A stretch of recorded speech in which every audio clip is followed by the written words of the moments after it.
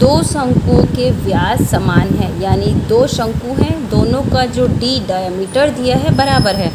यदि उनकी तिर्यक ऊंचाई यानी एल जो है, पहले शंकु की तिर्यक ऊंचाई 5 अनुपात में, दूसरे शंकु की तिर्यक ऊंचाई 4 अनुपात में है, तो उनके वक्र पृष्ठ के क्षेत्रफलों का अनुपात ज्ञात कीजिए।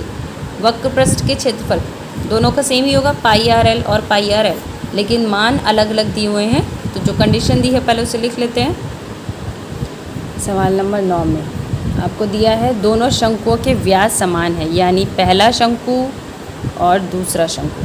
पहले शंकु के लिए हम 1 यूज़ कर ले रहे हैं और दूसरे शंकु के लिए 2, तो दोनों के डायमीटर d1 d2 समान है। फिर उनकी दिया है तिर्यक ऊंचाई यानी L1/L2 बराबर दिया है 5/4।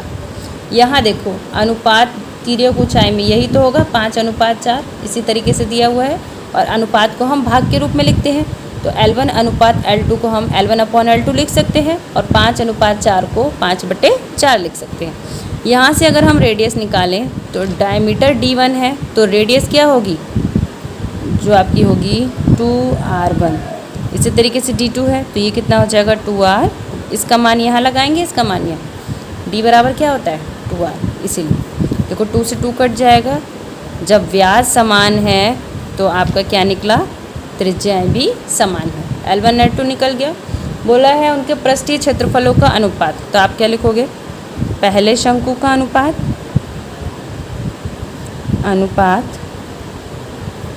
पहले शंकु का वक्र पृष्ठीय क्षेत्रफल, पहले शंकु का वक्र पृष्ठीय क्षेत्रफल बटे दूसरे शंकु का वक्र पृष्ठीय क्षेत्रफल, वक्र पृष्ठीय और क्षेत्रफल। पहले शंकु का पाई आर एल होता है, तो पहला है तो दोनों में L1 L1 लगा दे रहे हैं, दूसरा शंकु है तो पाई आर एल, तो दोनों में क्या लगा दे रहे हैं 2। इससे डिफरेंस पता चलना चाहिए, ये 1 1 हो जाएगा और ये 2 2। पाई में कोई चेंज नहीं हो रहा है, पाई समान है तो कट जाएंगे। R1/R2 और L1/L2 यही बचा है। यहाँ से देखो दोनों समान है, यानी R1 R2 दोनों एक जैसी हैं।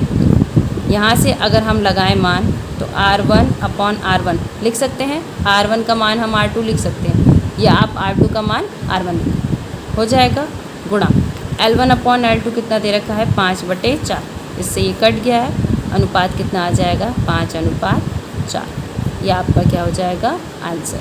देखिए ये जो चीज़ थी आप यहाँ से ये भी लिख सकते थे, R1 का मान हम क्या लगा रहे हैं R2, और R2 आपका वैसा ही है, ये 5/4, तब भी R2 से R2 कट जाएगा, आपका आंसर 5/4 ही बचेगा। उससे कोई फ़र्क नहीं पड़ता है कि आप किसका मान बदल रहे हो, ठीक है। ये आपका आंसर हो जाएगा।